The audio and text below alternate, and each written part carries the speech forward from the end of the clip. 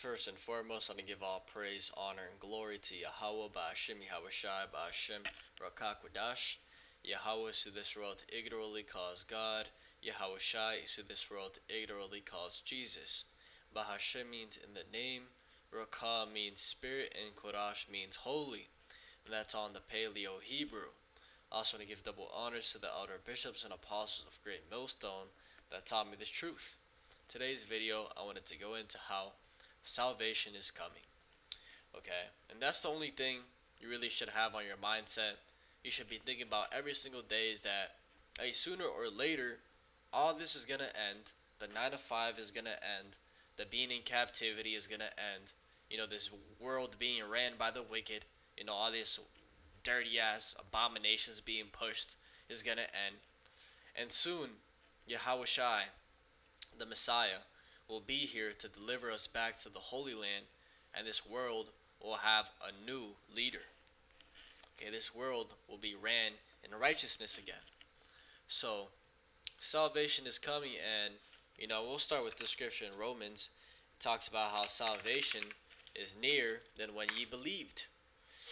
In Romans chapter 13 and verse 11 it says, "And that knowing the time that now it is high time to awake out of sleep, for now is our salvation nearer than when we believed." Right? So it's time to awake out of that sleep, right? It's time to lock in to really be in the spirit, right? Because looking at all the signs, all the prophecies that are happening worldwide, this whole Israel Palestine conflict and where that's escalated to, India, Pakistan, you know, just looking at the state of this world right now.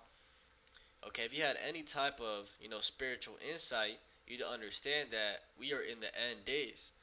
Okay, you would understand that these are the prophecies happening that were written in throughout the entire scriptures that all the ancient prophets saw. So, seeing all this, now is our salvation nearer than when we believed. Right? So the salvation is right around the corner. Okay, we know that once we see that chip be made mandatory worldwide, that those nukes are about to fly. Right? And what do we see right now? Elon Musk pushing forth that Neuralink, which is the chip in the head. So we already see the signs. So Yahushai is about to come back. Okay, he's right there. Right, we're literally at the finish line. Okay, and you got people giving up. You got people getting tired. Okay, now is the time to turn up even harder. Right, just think about it when people be on those marathon races.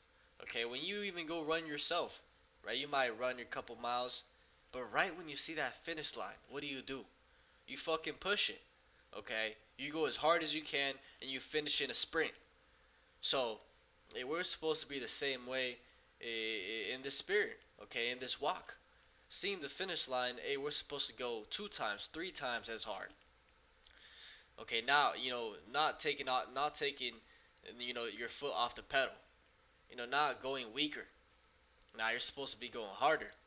So always keep that in mind. Now let's get this in Jeremiah 16, and this is one of my favorite scriptures because it really shows you that this has all been written from. This has all been written. It's all predestinated. It's all been done from the beginning. Okay, and it's all been about the children of Israel, right? This scripture right here tells you exactly what's going to take place. So it says, Jeremiah chapter 16 and verse 14, God will restore them, right? He's going to restore the nation of Israel back to being a nation of rulers, kings, and priests. A righteous nation, okay, that rules over everybody. It says, Therefore, behold, the days come, saith Yahweh, that it shall no more be said, Yahweh liveth, that brought up the children of Israel out of the land of Egypt. But Yahweh liveth, that brought up the children of Israel from the land of the north, and from all the lands whither he had driven them. And I will bring them again into their land that I gave unto their fathers. Right? And that's beautiful. Right? If you didn't understand, it says there's going to be a time where it's no longer going to be said, the Lord that saved the children of Israel out of Egypt.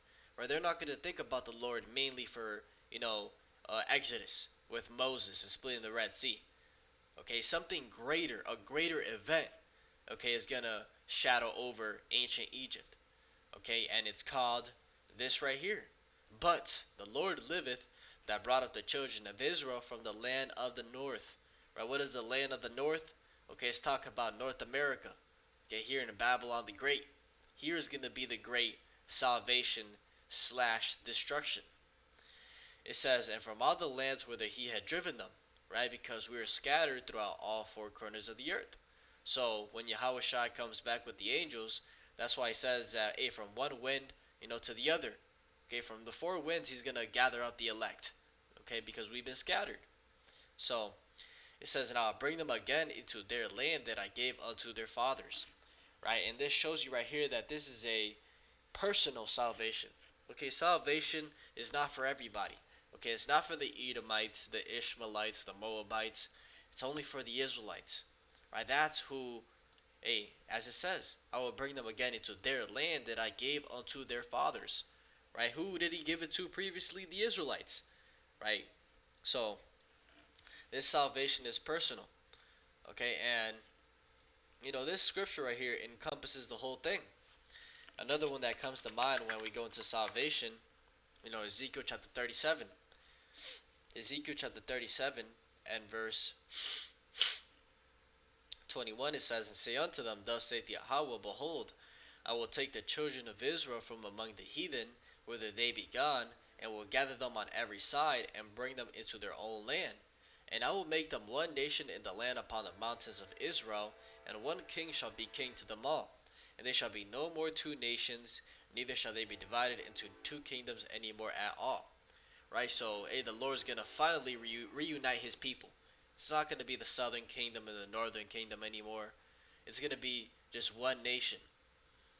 It says, and neither shall they defile themselves any more with their idols, nor with their detestable things, nor with any of their transgressions, but I will save them out of all their dwelling places where they have sinned, and I will cleanse them.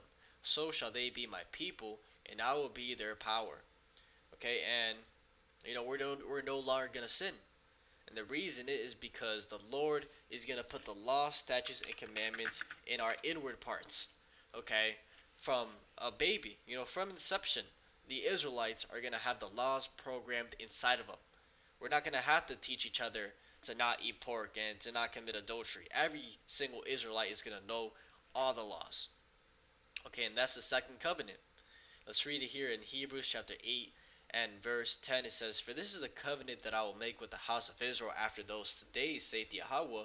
I will put my laws into their mind and write them in their hearts, and I will be to them a God, and they shall be to me a people. And they shall not teach every man his neighbor and every man his brother, saying, know the Lord, for all shall know me from the least to the greatest. Right, so a total righteousness. Okay, and that total righteousness is going to come with total immortality. Okay, the Israelites are going to be a nation of immortal beings. Immortal beings. So, going into, how I started this video, a salvation is near.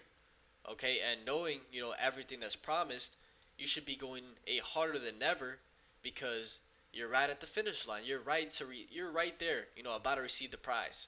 So, and hey, this prize is something that this world can't give us. Right? This prize is going to supersede anything that we can possibly think of. Right? Even though it's written what we're going to get, Lord willing, we're a part of that number. Even though it's written, we can read the scriptures.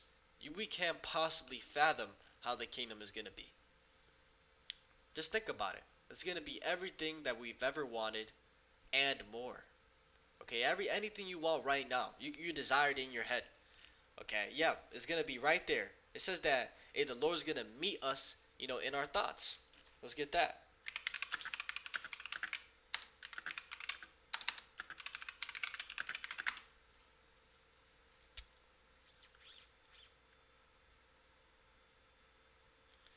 Gotta search it up.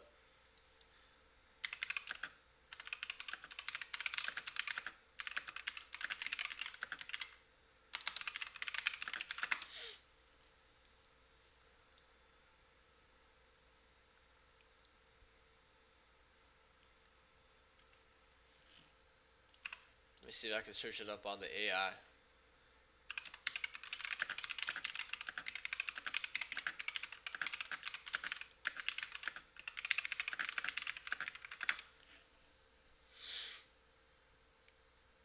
Right. Isaiah chapter 65 and verse 24 says, "And it shall come to pass that before they call, I will answer, and while they are yet speaking, I will hear." Right? So, hey, the Lord, He already knows what He wants. So, as we're literally thinking it, He's just going to make it appear in your face. He's going to give you anything you want. It says, "The wolf and the lamb shall feed together, and the lion shall eat straw like the bullock, and thus shall be the serpent's meat. They shall not hurt nor destroy in all my holy mountain, saith Yahweh." Right? So even the animals are going to be at peace, showing you the power of the Lord. Okay, the wolf is going to be with the lamb, and they're going to be both chilling. Complete peace, okay, in the Lord's holy mountain, okay, and the Holy Land. And ultimately, it's going to be worldwide because the law is going to be pushed forth.